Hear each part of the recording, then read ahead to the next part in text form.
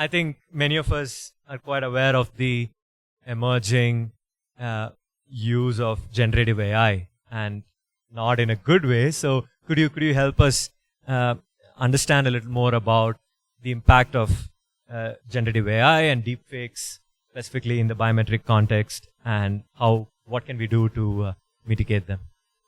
Yeah, absolutely. Yes, you will have all seen the amazing progress which has happened really over the last 12 months in generative AI. So that is using biometrics to create, using AI to create synthetic biometrics of somebody. Might be my voice saying something, or it may be a photo of me, or indeed a movie of me doing or saying something that's just been generated on command.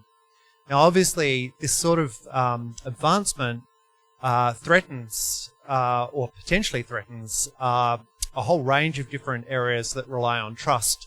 Whether it's where we're looking at politicians saying something, how do we know that it's really a politician, the real politician saying that? But in the context of biometrics, if you are relying on a biometric system, how can you be sure that the biometric that you're seeing has really come from that person and hasn't come from a generative AI system? And so I'm pleased to say that there are a variety of ways that you can manage that risk. One of them, the first one is to do with what's called an injection attack. So if you don't have good cyber security associated with your system, then somebody can come and they can inject a video into your system, and then that video could be a generative AI video. Good cybersecurity is important for lots of reasons, but generative AI makes good cybersecurity even more important for biometric systems. And then the other component to this is liveness solutions. So that is making sure that you have something so that if I was showing a generative AI picture on a laptop screen to my camera, that the camera could pick up the fact that it wasn't a real person, that it was playing on a laptop screen. Now, you put those two things together, and you actually have a relatively robust defense against many of the sorts of attacks. Not all the sorts of attacks, but most of the sorts of attacks that you're likely to find with generative AI at the moment. Lots more to say on this topic, but we are limited in time, so I'll leave it there. If we at BixeLab, we do testing for this, so part of the solution to this from our perspective is making sure that if you've got a solution, you actually have it tested, not just for generative AI, but for a whole range of other attacks as well.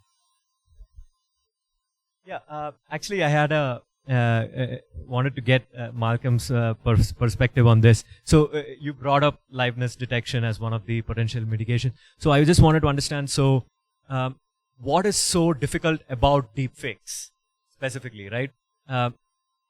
What advancement do we need to have in liveness detection, or specifically to address deepfakes? You can. Yeah, thank you. It's a really good question, and it's a really good intro and very clear from what Ted said as well.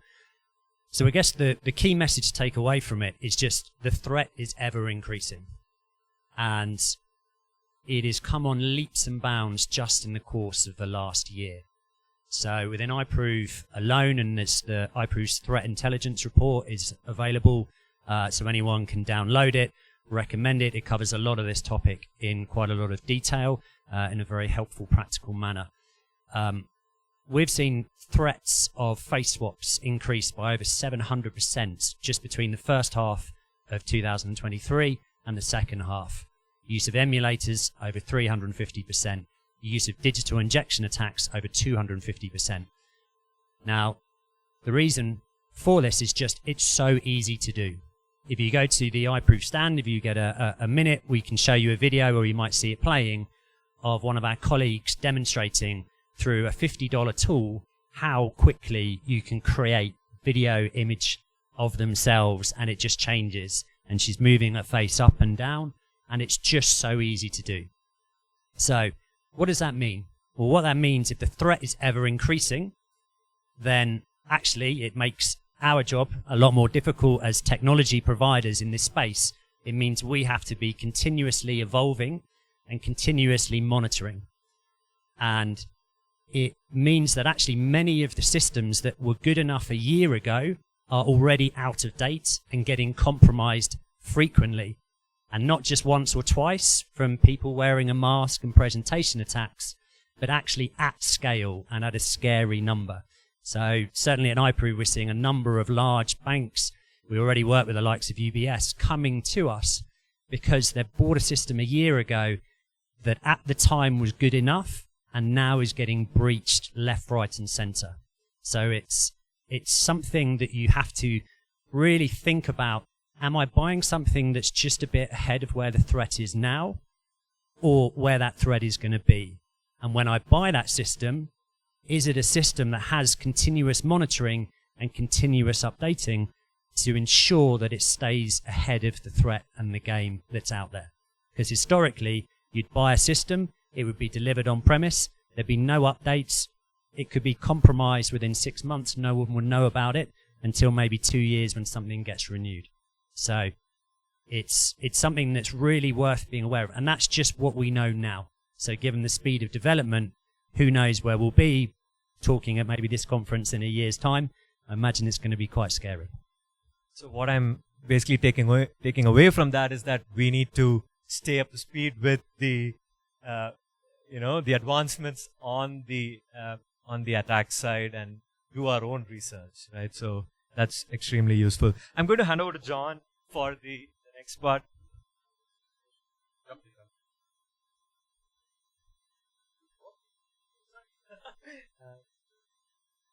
Oh yes, right. Sorry. Right.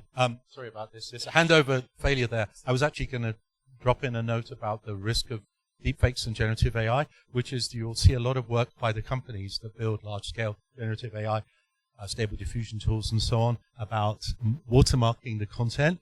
It's too late because there are open source generative AIs out there like Llama 2 and other Hugging Face components, which are low cost, so that doesn't help. So the next question, which is aimed at Toby here initially, but we'll open it up to the panel, is to talk about the last mile challenges, including the sort of labor, technical, and demographic obstacles to onboarding and so on. Great, thank you, John. I think what's interesting but also challenging about this work is on one side of the coin you have the challenge of exclusion. So how do we keep out the deepfakes? How do we keep out the threat actors? At the same time, on the other side of the coin, it's critical we think about inclusion. How do we make sure people who are enrolled in these systems and then use these systems, like a national ID card, to access critical social services, could be a pension, could be a cash transfer, how do we make sure they're not excluded from the systems and they're included? One of the areas where I think this is incredibly difficult and we need to do better as a sector is when it comes to populations at the last mile. So typically these are poorer, lower income populations, often working in fields, for example, like manual labor, agriculture.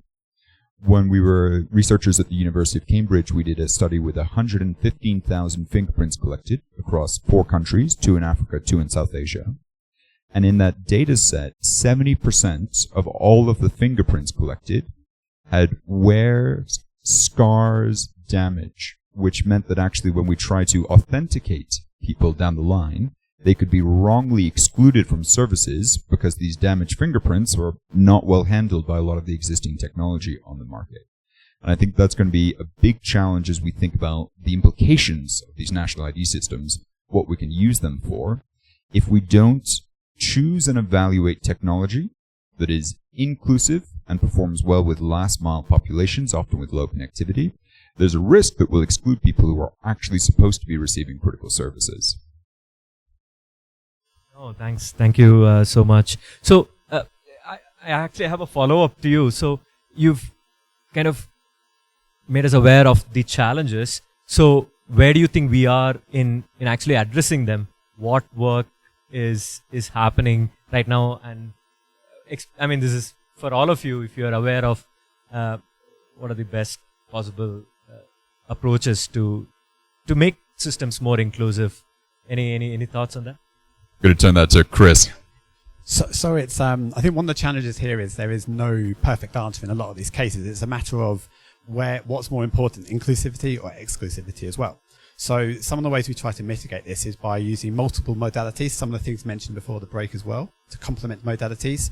Also looking at other data alongside the biometrics. Like if we're looking for fraud management or suspicious behavior, looking at things like timeliness or GPS or anything like that to pick out suspicious behavior. But some of the technology we're using it's all about assessing what is the appropriate modality or fingerprint, face, and so on for the demographic you're targeting. So it's never a one-case-fits-all, which is a real shame because it'd be lovely to have a blueprint that we could use for any project. So really the most important thing is to understand the demographic you're working with and then make an informed decision on which biometric tool to use. But then you need to understand what the biometrics is being used for. So if it's for something where inclusivity is more important, and maybe if you over-deliver something, maybe you could be a little bit less strict in your inclusion-exclusion policy, which I'm sure is something Malcolm will go into as well.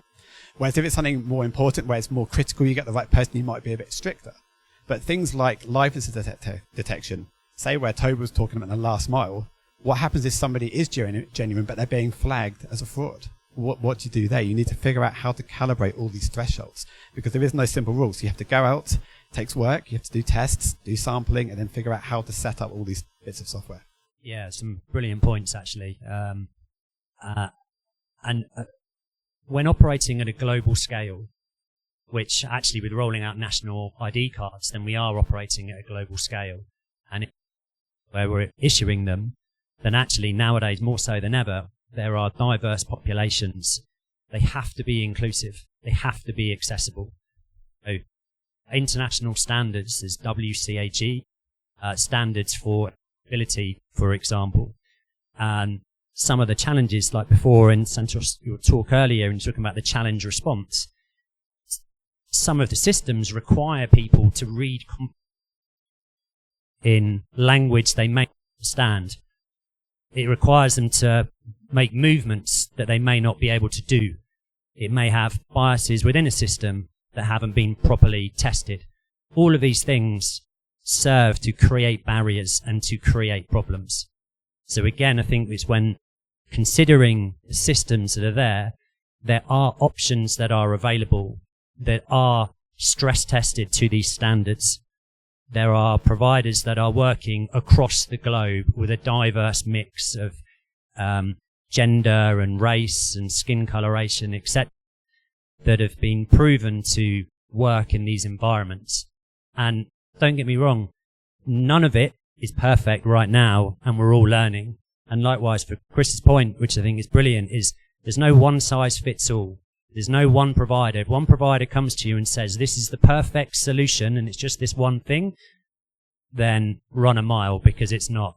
And it's about one thing that I think is very nice in this industry is actually, you know, we're all sat here actually in the room when some of are going on, all of the companies' conversations about how we can work together to be inclusive as an industry to solve a problem that is a very difficult problem, and it only ever gets harder. Thank you so much, Malcolm, as well. Actually, talking about inclusivity, that's naturally bringing me to my next question. So, how would you advise a country if they realize that, you know, if I make my system more inclusive, that I'm going to sacrifice some pure, let's say, accuracy of in an absolute sense, right? So how would you have that conversation with an implementer? That how can you convince somebody that it's okay to sacrifice some accuracy to be more inclusive? So wanted to hear your thoughts on that. Anybody can start off. Toby, what do you think? Shall I start us off? The first thing to get right is the enrollment process. If you get enrollment right, including deduplication and the issuance of IDs, and that data set is highly accurate, then you have a lot more flexibility and control down the line when people want to authenticate for services with their ID, to change or to set up those thresholds that get the right balance of inclusion and exclusion. So I think, two things I would highly recommend. Number one, test. gather data, what we call well-labeled data sets, with your partners and make sure those come from representative population samples. If you just gather biometric data from people living in the capital city, that is going to be a different demographic profile from people who might be living out in farms, in the community, so on and so forth. The second thing, and to make a bit of a MOSIP plug, there's a MOSIP compliance toolkit and work happening right now to make sure that that data that is gathered is of a high enough standard so that when you deduplicate that and you issue those national IDs, then you'll be able to have that clean initial enrollment set. In that future stage, when you need to authenticate, you'll then be able to authenticate against a much cleaner and stronger data set, and you'll have more options. Should we use fingerprints? Should we use face? How do we set the threshold so we don't falsely reject or falsely accept people? But all of that starts by having a good, clean initial enrollment. Excellent. Anyone else? Thank you, Toby. Yeah, I'd obviously echo what Toby just said. Clean enrollment is really key. But that's just a start of a process. That's just the commencement of identity. Really, if you want to manage, when you're using biometrics, you are managing risk. And then you need to manage risk holistically, not just at the point of commencement of identity, but over time as well. And so, and that involves having the right access to the right data, having smart people have a look at it. One of the things which I think is really important, most governments do get this right, is not just thinking that it's a fully automated process. Because in many cases, especially in low to middle income countries, well, really anywhere, you will find that there are cases that sit in a grey zone. And you need to make sure that for inclusion purposes as well as security purposes, you can get trained operators to look at those cases, and then that is how you manage this balance between security and inclusion. Because then when you've got trained operators that are doing that process, they can help to make the decisions, not just the machine. Thank you so much. Actually, you've given me the perfect next question to ask. So you brought up security versus inclusion, right? So you're talking about additional data that we can collect and use to enable this process. But are we, doing this at the cost of privacy? Right? So how would you deal with that? What is the right amount of balance between security and privacy in the context of biometric services? Yeah, it's always a perennial challenge. So certainly whenever there is a biometric system that's in play for now, there should always be an alternative route. And in particular, if with biometrics and the introduction of them, it can be consent-based, so people are opting in for a benefit, you will see a far greater take-up of it, and it will be far better received. And actually, what we've seen, and we talk about inclusivity, then in many places, we try and do that one-size-fits-all for everybody, but as we talked about, there are different use cases that are there.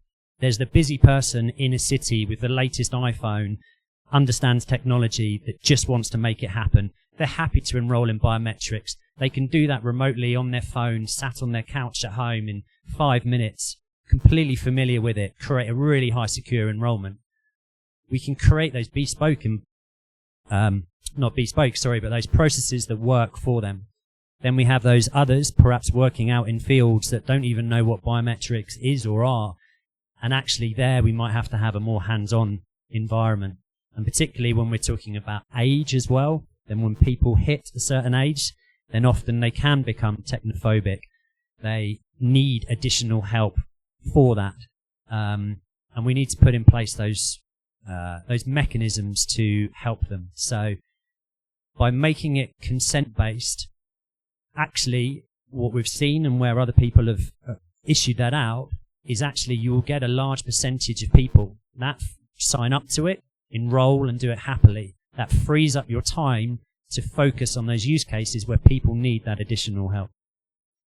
That's really useful, Malcolm, but maybe my question was slightly different in the sense that, so we're talking about privacy here, right? So even I spoke in my presentation about multi-factor, authentication. So what we all seem to agree upon is that we need to rely on more information, maybe multiple biometrics, behavioral biometrics. So we need to understand or basically collect more information about an individual to ensure the system is more secure. Yes. But so, I mean, now there's a massive responsibility of protecting that information, right? So I was just wondering, how do we balance that? Yeah, sorry, I misunderstood the question. Yeah, from that side, I think it comes back to Toby's point around having that initial secure enrollment. So actually, if the solutions you're putting in place are at a high level of security and provide a high level of assurance, then actually you don't need to collect as much data. Often people are having to collect a raft of data because they may be going for a slightly cheaper option and choosing things based on price and not getting the performance. So they think, well, we need to add additional things, and if we add lots of them together, then that will give us greater assurance. That's sadly not the case. So that's a big challenge when it comes to it. It's then about, like you say, what do you need that data for, and how can you minimize that data? Any reputable company will demonstrate that they adhere to the various standards, GDPR, etc., that's out there. They will be accredited to various certifications that people can see. They'll be willing to share that, adopting data minimization practices. I think data quality makes perfect sense. Please, Chris. Yeah, so I can also jump in a little bit around what we saw before lunch was the risks around data compromise and things like this. We talked about people intercepting channels. We talked about people getting hold of databases of data. And one of the things that Simprints we're looking at is something called biometric template protection, which is a way of when we store the biometric data, we store it in a way that's actually not useful potentially to other people outside of our data set. So if it is compromised, it's useless or meaningless. But one of the other real strengths as well with biometric template protection, which we are looking into, is around it can be cancelled. So if it is compromised, whereas if your fingerprint is stored as an image somewhere and that is compromised, you can't obviously change your fingerprint. It's part of who you are. So part of using these protected templates, it means actually we can kind of cancel and reissue a new biometric. And actually that way, if anyone has compromised this data set, it is no longer useful to them. So that's a massive advantage of what we're trying to do to sort of, one half is very much in prevention, like liveness detection, fraud prevention, but this scenario is if in the unfortunate event that something is compromised, we want to be able to actually make sure that what is taken is useless, and it can at least be then kind of cancelled so it can no longer be useful for anybody else. Great. So just to summarize that, I think definitely increasing the quality at enrollment is going to help us minimize the amount of data, and of course biometric template protection is going to add an additional layer of security. So I just want to check with John. Do you want to come in here, or should we open it up for any questions? I think we should. We have like 2 minutes left, so we should go okay. there and see if anyone's got any questions from out there. Questions from? Good afternoon. My name is Anneva. I want, first of all, thanks for the panelists, and also I have heard a good presentation. But I asked that one thing which is I'm worried is this world is full of scientifically progress rapidly. That I I have something to ask you that do you agree that these biometrics are securing from any other looting? Do you agree this one? Or is there a method to stop these things in 100% in progress? Yes, we said that we are securing all the biometrics, especially all data, all the things from looting. But nowadays, the world is so rapidly in scientific progress. Is there something? Can it not be looting? Loot means can it be broken? Can the security be dismissed? But let's say systems. So, I mean, of course, we already spoke a lot about the vulnerabilities, but I think his concern is considering how much like the work on the let's say generative AI and similar. Do you think we might reach a point where we can't use biometrics anymore to authenticate people? Can I take that? Yeah, so it is a good question. A short answer is biometrics form a part of the identity ecosystem. They're not everything. So in isolation, biometrics have vulnerabilities just the same as there are always going to be IT vulnerabilities that people will be able to hack, the same as people can fake other biographics. It's an arms race, and it's important that there's continued innovation. And of course, coming from a lab, I would say it's important to keep testing so that you understand what those vulnerabilities are. And you know what? It's okay for systems to have vulnerabilities. That's fine. You just need to know what they are, because often you can put in place things that are mitigations, and they don't have to be technical mitigations. They can be process mitigations. Are we winning the war, though? Oh, well, let's just put it this way. The pace of change, as we just heard, is crazy. So it's hard to tell. But I would have to say that there's a lot of, we work with lots of systems around the world, and there's a lot of concern, but the number of actual breaches that we see that are material is still relatively low. That doesn't mean it won't change in the future, but I do think there's a lot of concern about, generative AI, for instance, which is not yet borne out in terms of active attacks that we're seeing. So I watch this space. But at the moment, yeah, we're winning. Excellent. Go ahead, Mal. Yeah. I guess I have to chime in slightly there. We have our own security operations center, and we monitor everything that's happening. So actually, in terms of that rise in that threat, it's interesting that in your research and with the companies that you've worked with, you haven't seen as much of it. With us, so particularly we work, for example, with the US with the US Department of Homeland Security, with the Australian Tax Office. So these are organizations that there are unbelievable numbers of people that are trying to break into every single day. And yeah, we have seen an exponential rise in the threat and in actual attacks, even just around groups online and forums where people are sharing information to try and break these systems. Just in the second half of last year, that number of those forums increased by over 47%. So basically, the number of people trying to do this effectively doubled.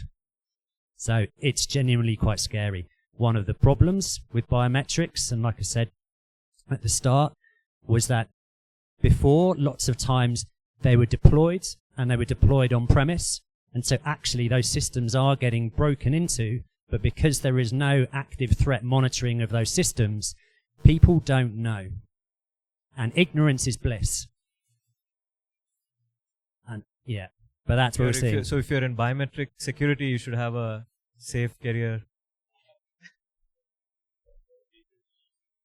I guess we're out of time. I would like to thank the panel for some really great technical advice there.